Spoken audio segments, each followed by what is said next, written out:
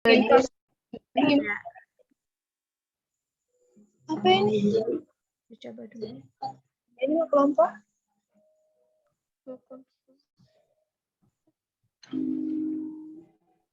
Udah muncul ya? Oh iya, ada Mas. Lika, mukanya punten, Lika. Oh iya. Mega juga. Nanti bisa diedit videonya.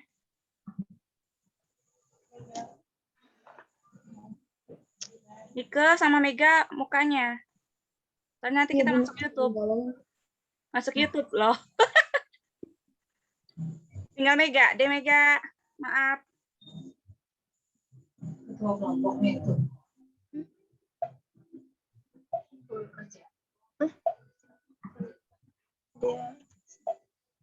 Mega udah tah? Udah bisa, Bu. Udah bisa. Video udah nyala kan? Udah bisa semua ya? Mulai aja ya. Pokoknya mukanya udah ada semua kan?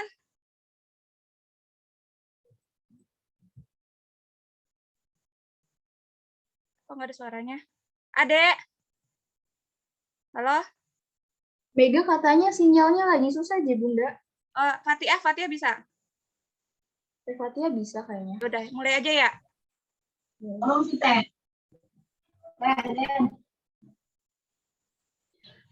Bismillahirrahmanirrahim.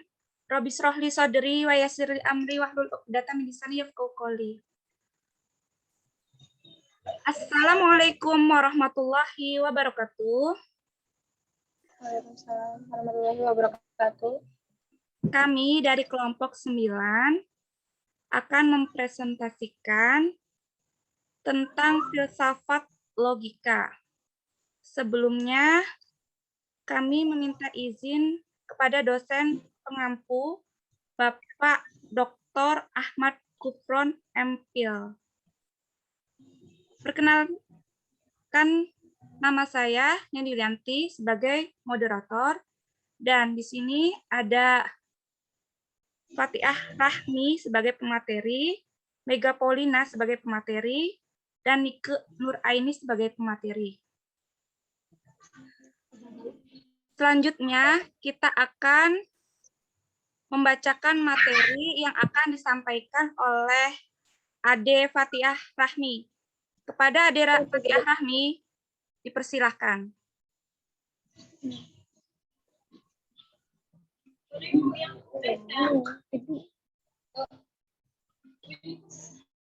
Pengertian logika secara etimologis, logika adalah istilah yang dibentuk dari kata logikos yang berasal dari kata benda dengan fungsi sebagai dasar filsafat dan sarana ilmu.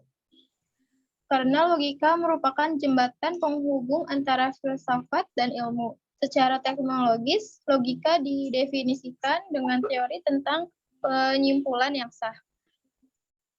Logika secara luas dapat didefinisikan sebagai pengkajian untuk berpikir secara valid, Logika salah satu cabang filsafat yang bersifat praktis, berpangkal pada penalaran, sekaligus sebagai dasar filsafat dan sebagai sarana ilmu. Selanjutnya, materi macam logika akan disampaikan oleh Ade Nike Nuraini. Kepada Ade Nike Nuraini, dipersilakan. Macam logika. Yang pertama, logika dalam pengertian sempit dan luas. Dalam arti sempit, logika dipakai yang artinya dengan logika yang searti dengan logika deduktif atau logika formal. Sedangkan dalam arti luas, pemakaiannya mencakup kesimpulan-kesimpulan dari berbagai bukti dan tentang bagaimana sistem penjelasan disusun dalam ilmu alam, serta meliputi pula pembahasan mengenai logika itu sendiri. Yang kedua, logika deduktif dan induktif. Logika deduktif adalah cara berpikir dengan menggunakan premis-premis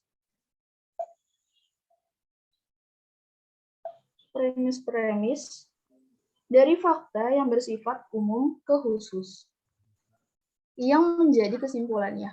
Ketiga, logika formal atau minor dan material mayor.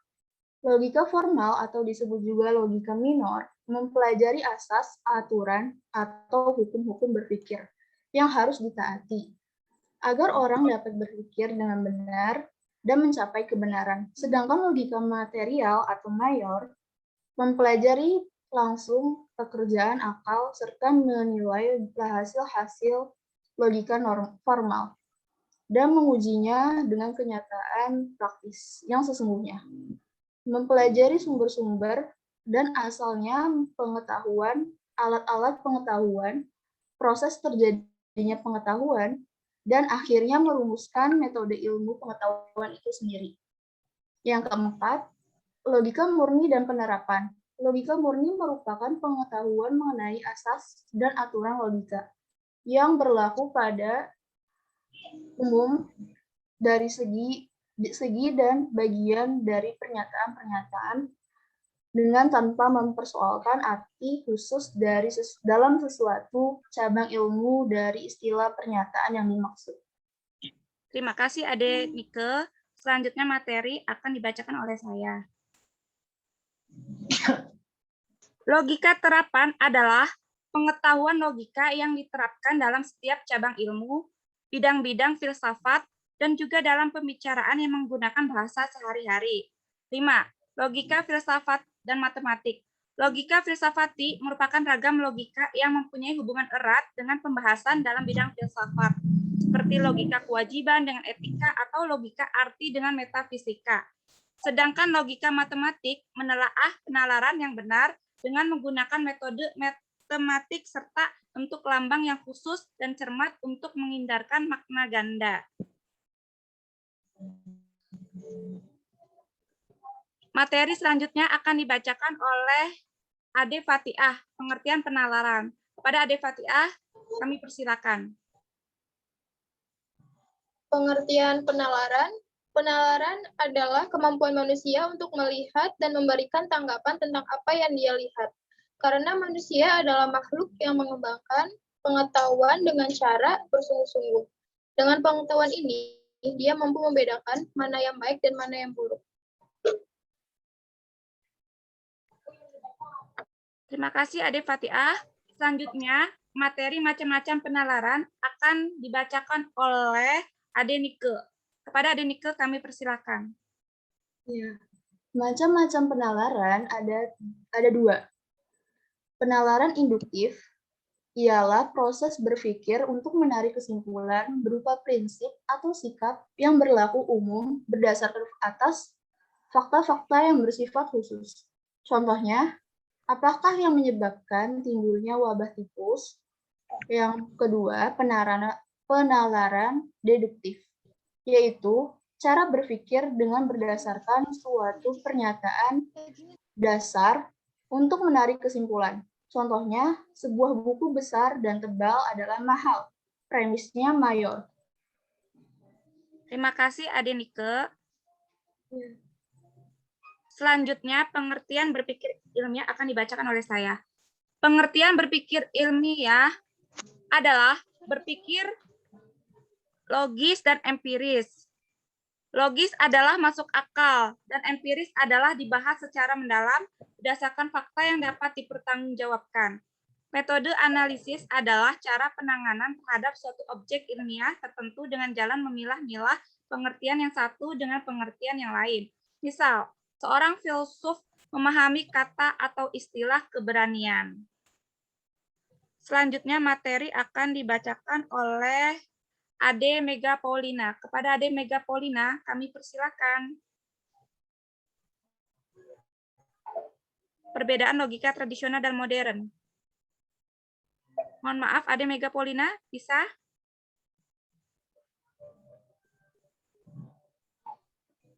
Ya, mungkin kendala terhadap sinyal. Saya alihkan pembicara materi akan dibacakan oleh Ade Fatiah. Pada Ade Fatiah kami persilakan. Perbedaan logika tradisional dan modern. Perbedaan logika tradisional dan modern ini terbagi dua. Yang pertama, logika modern atau simbolik. menggunakan tanda-tanda atau simbol matematik sehingga hanya bisa membahas hubungan antara tanda. Padahal realitas tak mungkin bisa ditangkap dengan sepenuh hati oleh simbol matematika. Yang kedua, logika tradisional lebih membahas dan mempersoalkan definisi konsep dan ketentuan menurut struktur bahasa dan susunan dalam penalaran. Terima kasih Ade Fatiah. Materi selanjutnya akan dibacakan oleh Ade Nike. Kepada Ade Nike, kami persilakan. Selanjutnya dasar logika. Dalam hal ini logika menjadi salah satu alat untuk menganalisis dari argumen. Harus apa sih? Harus Di mana percaya, harus yakin kesimpulan gitu sih. Atau mereka harus yakin. Dan dasar dari penalaran logika ada dua jenis, di antaranya yaitu deduktif dan induktif. Penalaran deduktif mengarahkan pada penalaran pada informasi, sedangkan penalaran induktif berawal dari rangkaian fakta-fakta. Terima kasih atas penjabaran dari Ade Nike. Selanjutnya adalah materi tentang fungsi logika. Akan dibacakan oleh saya sendiri. Fungsi logika ada 4 macam, yaitu 1. Membantu dalam setiap orang agar bisa mempelajari logika. 2. Mampu meningkatkan kemampuan Anda agar dapat berpikir. 3. Mampu menambah kecerdasan. 4. Mampu meningkatkan cinta dan berpikir secara tajam. Selanjutnya, materi manfaat logika untuk manusia akan dialihkan kepada Ade Mega Paulina. Kepada Ade Mega Paulina, apakah bisa?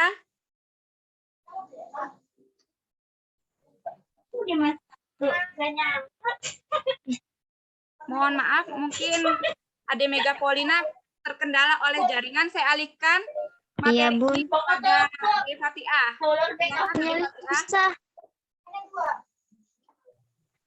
Ade Fatiah. Untuk manfaat logika untuk manusia. Yang pertama itu melatih jiwa manusia sehingga bisa memperhalus jiwa dan pikiran.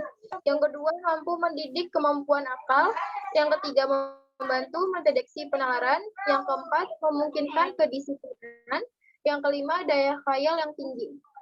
Terima kasih atas penjabaran materi dari Ade Fatiah. Selanjutnya, materi jenis-jenis logika yang akan disampaikan oleh De Nike. Kepada De Nike, kami persilakan.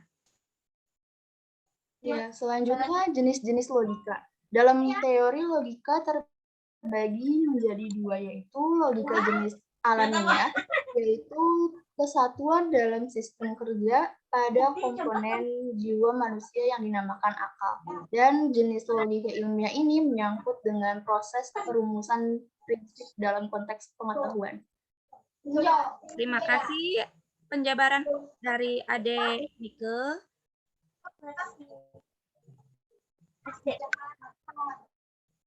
Kesimpulannya adalah macam-macam logika dalam berfilsafat ada 1. Logika alamiah, 2. Logika kodratiah, dan 3. Logika ilmiah. Sekian presentasi dari kelompok 9 tentang logika.